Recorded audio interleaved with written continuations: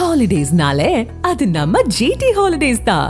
GT Holidays, South India's #1 travel brand. You know you are special when you're with GT Holidays. பீகாரில் 121 தொகுதிகளில் நடைபெறவுள்ள முதற்கட்ட தேர்தலுக்கான வேட்புமனு தாக்கல் நிறைவடைந்தது. பீகாரில் அடுத்த மாதம் 6 மற்றும் 11 ஆகிய தேதிகளில் 2 கட்டங்களாக சட்டமன்ற தேர்தல் நடைபெறவுள்ளது.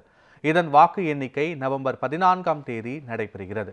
ஆளும் தேசிய ஜனநாயக கூட்டணிக்கும் எதிர்க்கட்சியான இந்தியா கூட்டணிக்கும் இடையே கடும் போட்டி நிலவுகிறது. முதற்கட்டமாக 121 தொகுதிகளுக்கு நவம்பர் 6ஆம் தேதி வாக்குப்பதிவு நடைபெறவுள்ள நிலையில் அதற்கான வேட்புமனு தாக்கல் நேற்றுடன் நிறைவடைந்தது. 2ஆம் கட்ட தேர்தல் நடைபெறும் 122 தொகுதிகளில் மனு தாக்கல் செய்ய வரும் திங்கட்கிழமை கடைசி நாளாகும்.